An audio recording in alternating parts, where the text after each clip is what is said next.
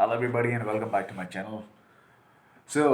In this video, I want to tell you guys something about that what is the difference between spoken English and written English.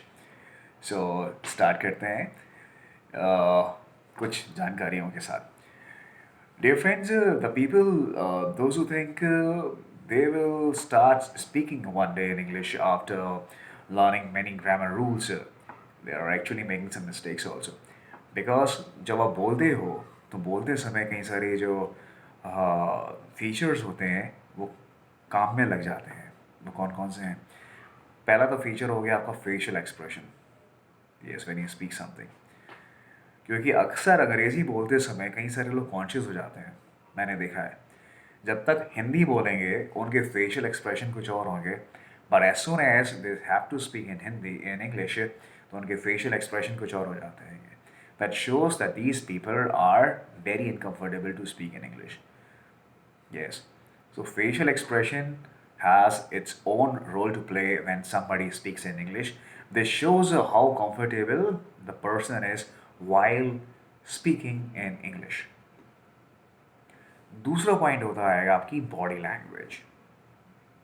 Okay, अगर आप बहुत rigid हो जाएंगे, एक ही जगह खड़े रहेंगे, स्थिर रहेंगे बोलते समय, as if you are delivering a speech, so सुनने वाला भी थोड़ा सा अनकम्फर्टेबल हो जाएगा कि आप किस तरह से बोल रहे हो. So, like the way you're comfortable to speak in Hindi, are you comfortable in the same manner to speak in English? That matters a lot. कि आपकी body language कितनी अच्छी है. So, how comfortable you can put yourself, or are you really able to put yourself at ease? That matters a lot while you speak something in English. So, facial expression, body language. Third point is the tone. आप किस tone में बोल रहे हो. Okay, सो आप किस tone में बोल रहे हो ये भी बहुत डिसाइड करता है कि आप इंग्लिश पे किस तरह का कमांड रखते हो. जैसे अगर मैं अपने फ्रेंड से बात कर रहा हूँ तो मेरा टोन थोड़ा सा ज़्यादा फ्रेंडली हो जाएगा. Hey guys, how you all? Fine. Hey, you never called me yesterday. I kept on expecting a call, buddy, when you never made me a call. I kept on waiting for you till the dead of the night, but you are such a devil. You barely bother to make a call to me. What? So, when I am speaking something to my friend, I can be casual. But if I'm speaking something uh, to my head, I need to pay more attention. Like, hello sir, how are you? So yesterday I made a call to you. So with the same reference, I want to tell you that this project may take some more days, and in the same regard, we will require Mr. Mehta also to work for us. With your permission, may I make a call to him? Okay. Now, अगर मैं किसी अनजान से बात कर रहा हूँ अंग्रेज़ी में, so excuse me dear, can you please give me some space? I'm not able to park my bike over here. So would you mind if I will take some of your space? Okay, just for 5 minutes. I'm just going to purchase a couple of things from the market, and I will come back and I will fetch my vehicle back. So I hope you will not mind. So I'm just parking my vehicle just for 5 minutes. Okay, for 5 minutes. ये होता है. सो इसी तरह से tone जो होती है spoken English में बहुत काम करती है कि आप किस टोन में बोल रहे हो. इसी तरह से आप, पहला मैंने बता दिया आपको फेशियल एक्सप्रेशन, दूसरा बॉडी लैंग्वेज, और तीसरा मैंने आपको टोन के बारे में बता दिया. फोर्थ होता है selection of words. What type of words are you selecting. आप किस तरह के वर्ड्स का सिलेक्शन कर रहे हो स्पोकन इंग्लिश में, ये भी मैटर करता है. Alright. Many people speak with very limited vocabulary.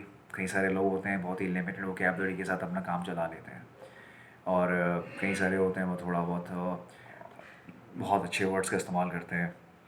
कई लोग होते हैं कि बहुत कम बोलते हैं. ऐसा नहीं है कि अंग्रेज़ी जिसको आती है बहुत ज़्यादा बोलता होगा, और वो बड़े ही फॉर्मल होके अपना काम चला लेते हैं, या कुछ लाइंस के साथ चला लेते हैं, तो लाइंस में भी कुछ ख़ास वर्ड्स का इस्तेमाल कर लेते हैं. सो दैट डिपेंड्स कि आप का सिलेक्शन वर्ड क्या है. ये भी डिपेंड करता है कि आपकी स्पोकन किस नेचर की है, ये भी बताएगा आपकी स्पोकन कैसी है. सो आप क्या बोल रहे हैं, कैसे आप क्या वर्ड बोल के अपने दोस्तों को एड्रेस कर रहे हैं। Hey pal, hey dude, hey buddy, hey man, hey mate, hey chainy, hey bro, hey baddie. So it all depends कि आप अपने फ्रेंड को एड्रेस कर रहे हो, so what type of word are you using for it. I never advise anybody to use a slang. मैं कई लोगों को देखता हूँ कि अपने दोस्तों को क्या क्या बोलते हैं वो जब वो उनसे बात करते हैं। So selection of words also matter a lot when you speak something in English. So ये सारे के सारे फैसेट्स होते हैं, फीचर्स होते हैं जो कि अच्छी इंग्लिश में बहुत काम करते हैं स्पोकन के लिए। अब बात करते हैं रिटन इंग्लिश के बारे में। You know when it comes to written English, it has its own unique dimension. Over here, you need to see that what are you writing? आप क्या लिख रहे हो और क्या कन्वे करना चाहते हो। Suppose you are writing a business letter. अब बिजनेस लेटर जो है ये फॉर्मल लेटर राइटिंग में आता है। सो यहाँ पे आपको देखना पड़ेगा कि आप स्टार्टिंग कैसे कर रहे हो, हाउ यू स्टार्टिंग इट। आप अब आपको फॉर्मेट तो मैंने इसमें वीडियो में नहीं बताऊँगा, बिकॉज वो एस्पेक्ट ही अलग होता है। वो जब मैं वीडियो बनाऊँगा लेटर राइटिंग के बारे में तो वो मैं उसमें डिस्कस करूँगा। फ़िलहाल यहाँ पे इसको डिस्कस नहीं करते हैं। सो मैं यहाँ पे बताना चाहूँगा, सपोज़ अगर आप बिज़नेस कर रहे हैं and you are writing a letter to your client, तो ये देखना पड़ेगा कि आप क्या डायरेक्ट अप्रोच का इस्तेमाल कर रहे हैं या इनडायरेक्ट अप्रोच का इस्तेमाल कर रहे हैं। Suppose there has occurred a loss in business, और बिजनेस के लॉस को बताना है आपको अपने पार्टनर को। सो यहाँ पे आप इस्तेमाल कीजिएगा indirect approach. Yes, over here you will have to adopt indirect approach when you are drafting a letter. हाँ, अगर चीज़ें यूजुअल हैं, रेगुलर हैं, you can always go for direct approach. So आप ओके, इनडायरेक्ट और डायरेक्ट अप्रोच में क्या अंतर होता है, क्या डिफरेंस होता है, let me tell you about that. कि इनडायरेक्ट अप्रोच में हम लोग सीधे नहीं बताते हैं रिटन इंग्लिश में कि क्या लॉस हो गया है। For that first of all you need to create some ground. लिखते समय कुछ ऐसा लिखना पड़ता है क्या कि आप एक भूमिका बनाते हैं कि आप धीरे धीरे जो आपका ऑब्जेक्ट है कन्वे करने का, अब फिर उस पे आओगे कि यार ये नुकसान हो गया है। मैंने अभी जैसे आपको बताया कि जब हम लोग लेटर राइटिंग का सेशन करेंगे तो हम लोग उसमें और बातें करेंगे। यहाँ पे हम लोग डिफरेंस के बारे में बात कर रहे हैं कि स्पोकन और रिटन में डिफरेंस क्या होता है। रिटन इंग्लिश आपको एक लिबर्टी देती है क्या, कि आप जब कुछ लिखते हो और कुछ गलती कर देते हो, either you can rewrite it or you can erase a mistake. या तो आप फिर से लिखना स्टार्ट कर दो, take a new page and start writing again.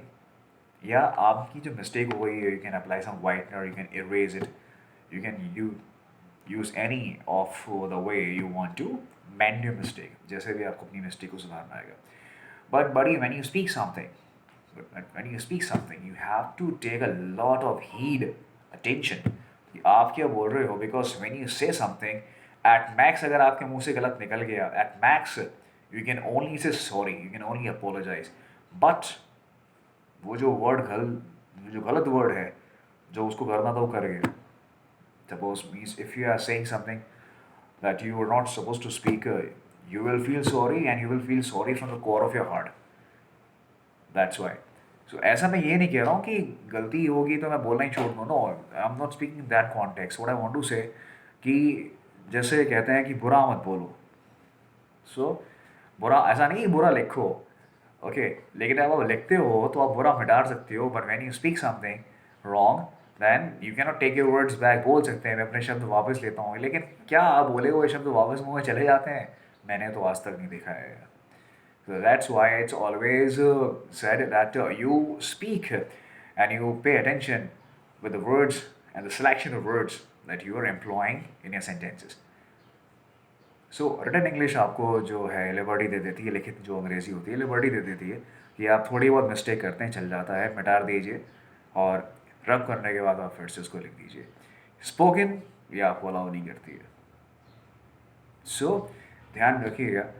इसी वजह से, इन डिफरेंसेस की वजह से, इन दोनों को सीखने की जो टैक्टिक्स होती हैं, जो टेक्निक्स होती हैं, they are way different from each other. आप जिस तरह से रिटन इंग्लिश सीखते हैं उस तरह से आप स्पोकन इंग्लिश नहीं सीख सकते।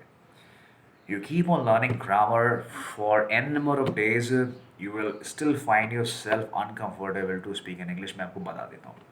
You keep on collecting a lot of vocabulary, but if you not apply the right technique to speak in English, you won't be able to get that target achieved. That's why. So when you speak something, you must apply your own methodology to speak it, and that you should learn, and that has its own way. Because I always say that to speak in English and to write in English, they both are two different ways. They both are two different roads. उम्मीद करता हूँ कि आज का video session आपको काफ़ी अच्छा लगा होगा. Today's session must have been quite prolific for all of you. So how was it? Do tell me in comment box. And the people, those who still have not subscribed my channel, do it. And I hope कि आपके लिए channel बहुत ही फ़ायदेमंद रहने वाला है यार. Bye for now.